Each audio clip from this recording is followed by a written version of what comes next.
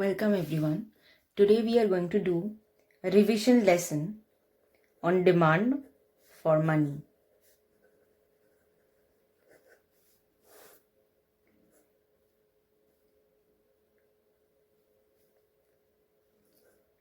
In demand for money, first topic that we have done is quantity theory of money.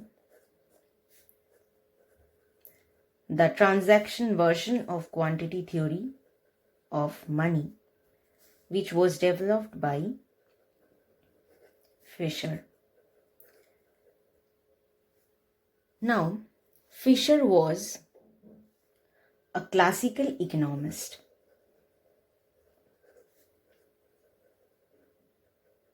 And if you remember, in the transaction version of quantity theory of money, the demand for real money balances, it was a function of only the income of household. So the demand for real money balances, it depends on income only. Acha, what is the reference for quantity theory of money? This is Mankiw, 7th edition. So Mankiw 7th edition 4.2. This is the reference for quantity theory of money. Fisher's quantity theory of money. There, demand for real money balances, it was a function of only income. Now, if we come to the Keynes version of money demand, here the demand for real money balances is a function of both income and market interest rate. So Keynes developed the liquidity preference theory. According to Keynes, people's demand for real money balances, it depends on market interest rate as well. So market interest rate, it is the opportunity cost of holding money. If the opportunity cost of holding money, it rises, people hold less money. If it falls, people hold more money. So if R increase, money demand falls.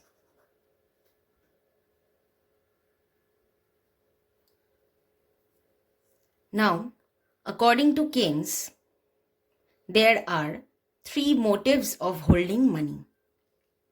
One is transaction motive. Second, precautionary.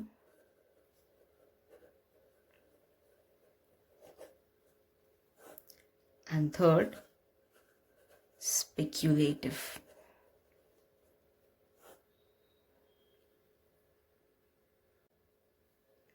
So transaction theory basically, it explains money's function as medium of exchange. So money is used for regular payment. Precautionary motive, it explains that money is used for unforeseen circumstances, because we know that future is uncertain and money is the most liquid asset and it is immediately available as the medium of exchange in the future.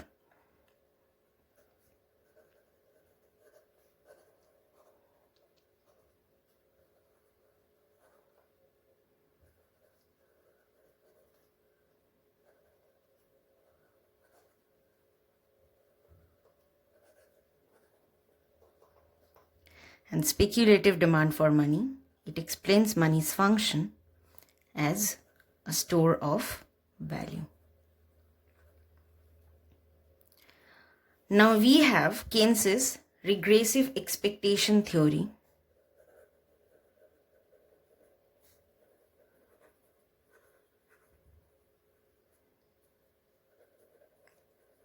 Of demand for money, which we are going to explain.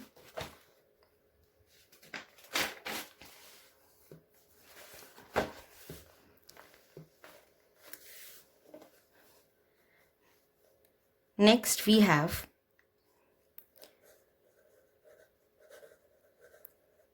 portfolio theory of money demand, which was developed by James Tobin.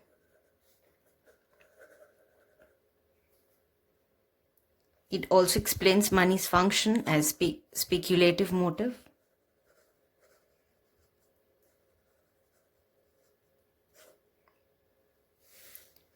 And at last, we have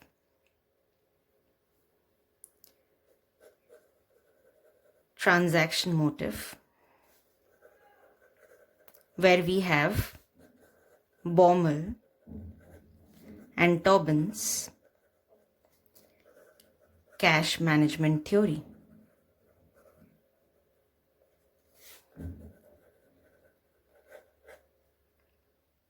These are the theories that we have in our syllabus. Now we are going to start with a quick revision of portfolio theory of money demand.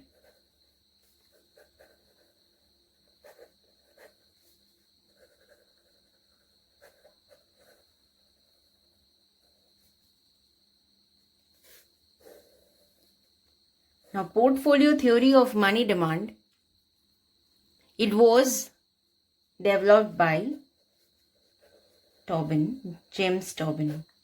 And this theory, it emphasizes the role of money as a store of value.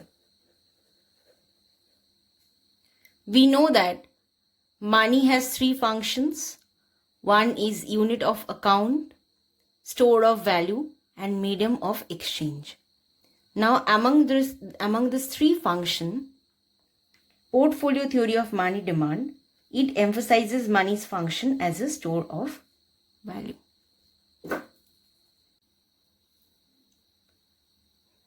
Now, when we are calculating this portfolio theory of money demand, we have to take the broad measures of money. For example, there are different measures of money supply like M1, M2, M3, M4. Now what comes under M1? Currency and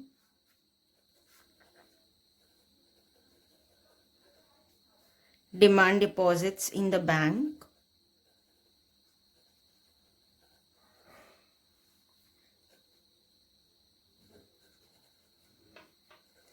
other deposits in RBI. This is the narrowest measure of money. This is narrow measure of money. Whereas M2, M3, M4, M3 is the broad measure of money.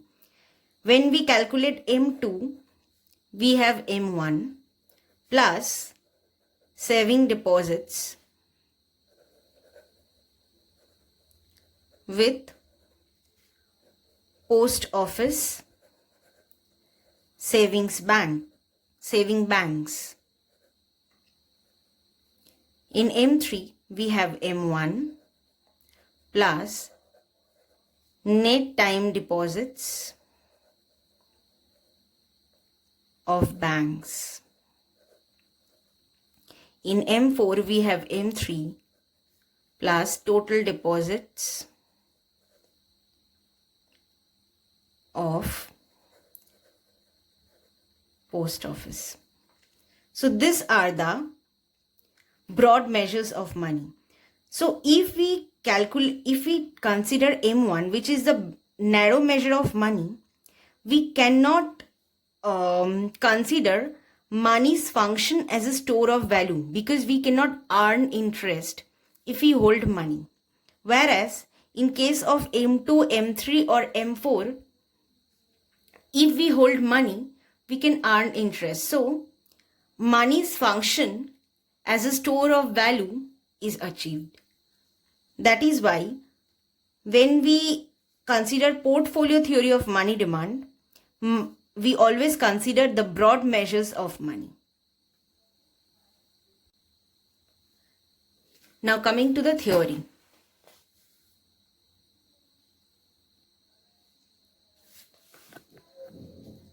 According to the portfolio theory of money demand, people basically hold money as a part of their portfolio of assets.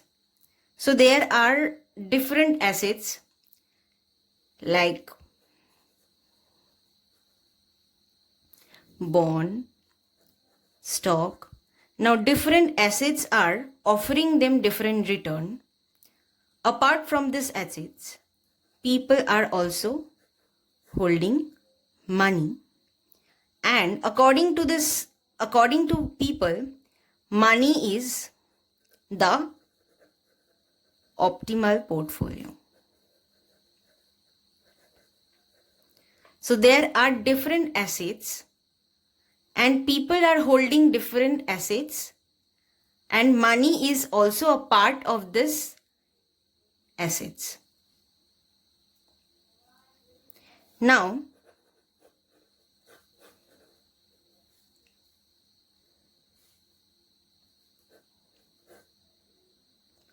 demand for money is a function of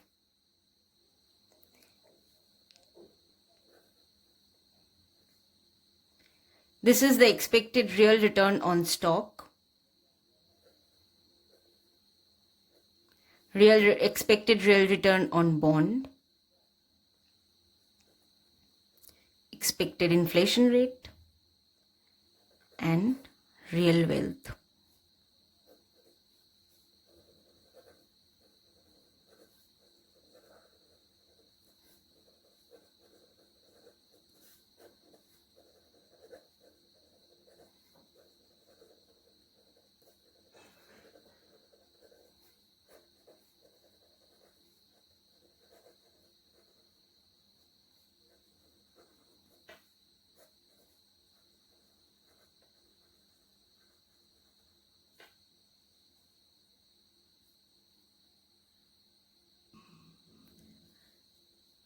Now, how do these factors determine demand for money?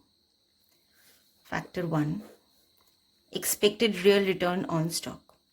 When people are expecting the real return on stock to be increased, when this is increasing, it means that they are getting more return on stock. So stock as an asset is becoming more attractive. So demand for money is falling. Same for bond. As expected real return on bond is increasing, demand for money falls. Third one is expected inflation rate. When expected inflation rate is increasing, so people are expecting that the inflation rate will increase in future. When they are expecting that the inflation rate will increase in the future, so they are expecting that value of money will fall. So price is increasing, so value of money is falling. So money changes hand quickly and demand for money falls. Next is real wealth. As my wealth is increasing, my money demand, which is the part of the portfolio, also increases. So this is only, all of this are inverse relationship.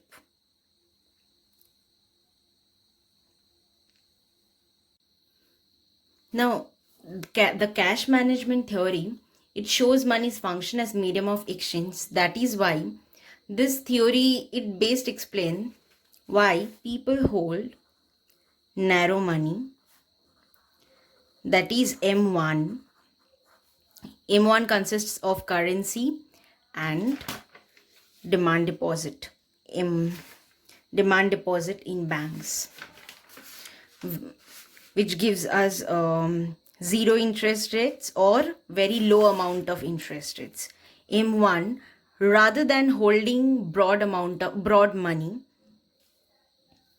so that they can use it for medium of exchange. Now, in this model, people are holding money because it's convenient, so that they do not have to go bank every time they have to purchase a commodity. Because if they have to go to bank so many times, they have a certain amount of fixed cost which they have to incur. Suppose we consider that a person wants to spend $Y or rupees Y over a year. Now, the first case is that in the beginning of the year, he has withdrawn rupees Y, and he is spending that money over the course of the year. So, in the horizontal axis, we have taken time, which we are measuring in year. In vertical axis, we are measuring money holdings. So at the beginning of the year, when time period is 0, he has withdrawn Y amount, and at the end, when the year ends, he spends the whole amount. So, what is his average money holding? His average money holding is Y by 2.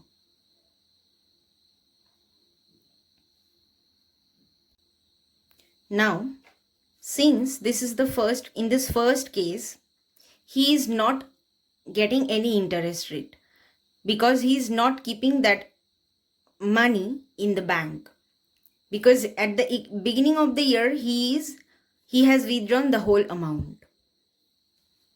Second case.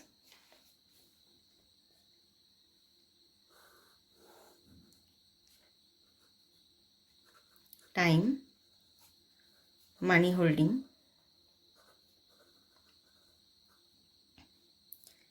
At the beginning of the year, he is withdrawing Y by 2 amount. He spends that amount for the first 6 months. He spends the whole amount, Y by 2, rupees Y by 2. After 6 months, he withdraws rest of the amount.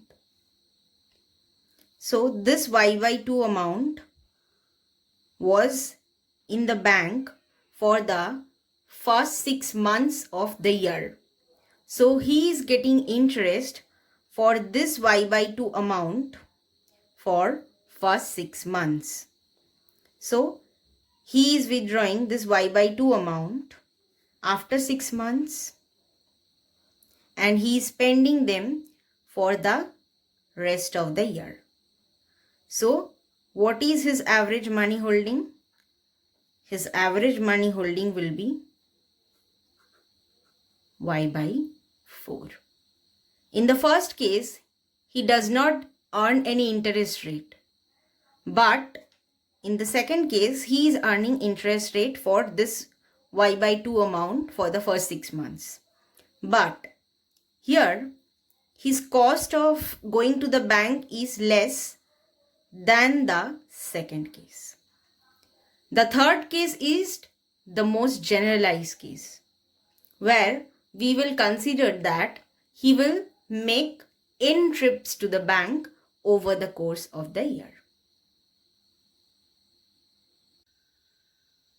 In the last case, we consider that the individual is making n trips to the bank.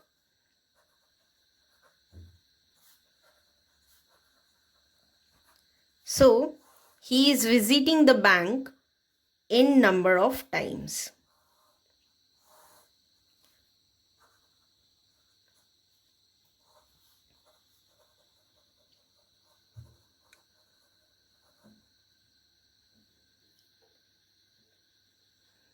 So each time he goes to the bank, he withdraws rupees y by n. So at the beginning of the year, he withdraws y by n. He spends that amount for 1 by nth period. After that time, he again visits to the bank and withdraws y by n amount. Again he spends that amount for 1 by nth period. And at the end of the year, he spends the entire y amount. Then what is his average money holding? His average money holding is y by 2n. Now we consider that the cost of visiting the bank is fixed. It's a fixed cost. And this is denoted by F. F is basically the time that he spends by for traveling to the bank, or the time that he takes from traveling to the bank or coming from the bank, or waiting in the line to make the withdrawal. So the entire time period and the transaction cost, everything is included in the fixed amount F. Now the question is, what will be the optimal choice of n?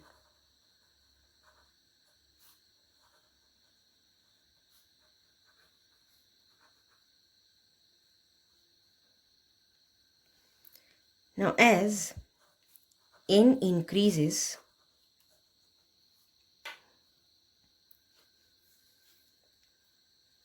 the average money holding falls, because he is visiting the bank more and more. So his average money holding is falling. Next, as n increases, his Fn, fixed cost, into n, this amount increases. This is the total cost of trip. This amount increases. But as n increases, his foregone interest falls. Why? Because he is making more trips to the bank.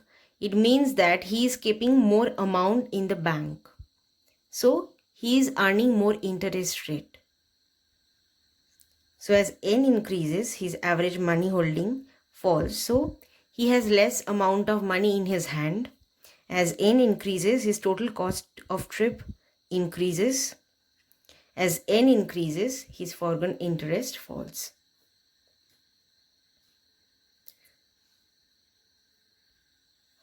Now, what is his total cost?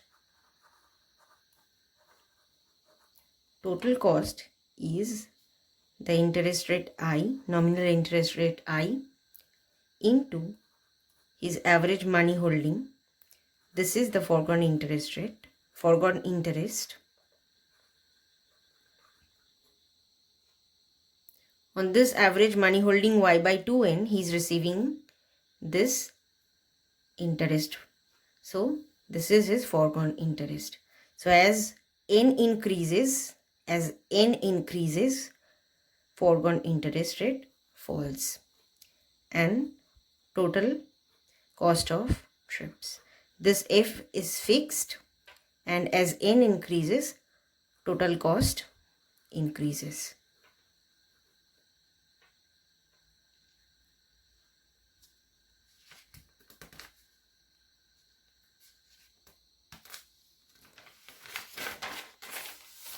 Now we have to minimize this total cost.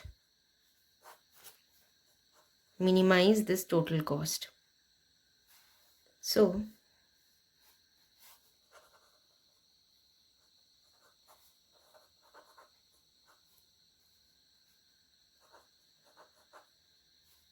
what will be the first order condition? First order condition will be dc dn. If we take the first order condition by 2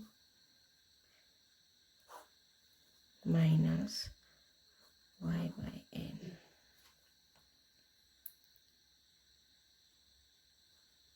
square plus f, this will be equal to 0 or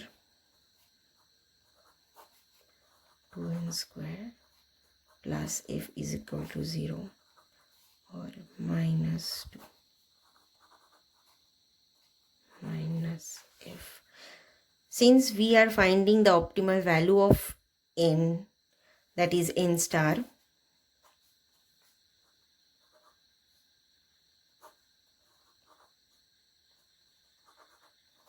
so what will be the value of n star?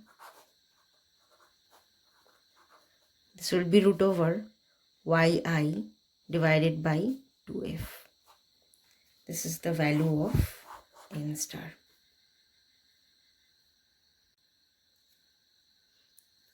Now, from this n star optimal value of n, we can calculate the average money holding as well. So, the average money holding we know is y by 2n. If we put the value of n star, y by 2 iy by 2f, then we will get root over